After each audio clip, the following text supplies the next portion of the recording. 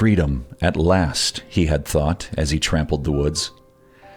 Had he spoken these words out loud, they would have been but a jumble of sounds akin to the mumblings of a madman. Decades had turned slowly in his prison. Centuries had crawled.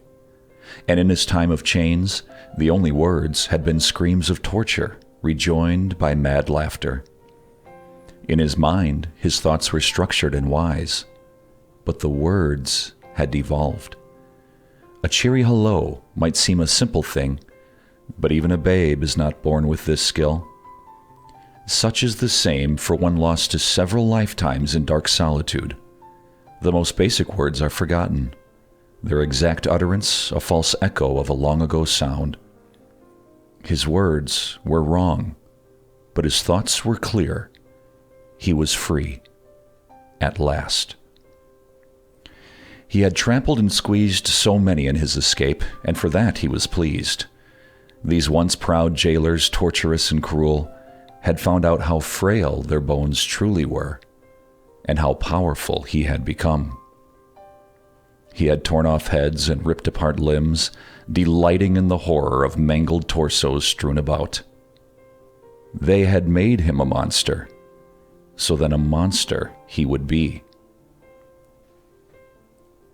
But then he had seen the sun.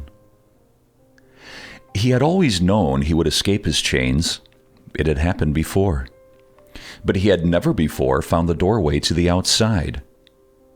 Even as he had raced up the long incline and saw dust falling through yellow beams, he still had not let himself believe this was truly an escape.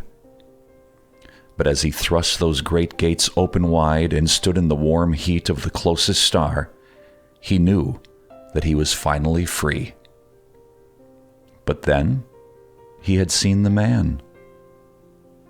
He had seen the old man in the tree and how tiny he looked. He knew his jailer had made him strong. He knew he had grown large. But until he saw that tiny man, he had not known just how huge he had grown. He searched his mind for the word, and it finally came to his thoughts. Ogre.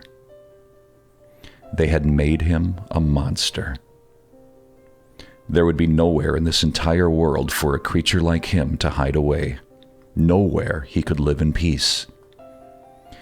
And that confirmed in him the plan he had crafted so many years ago, the promise he had made to himself to ensure he would never again be bound in chains. To escape the threat of eternal torture, he would travel to the fire mountain of Caldera and climb to the top.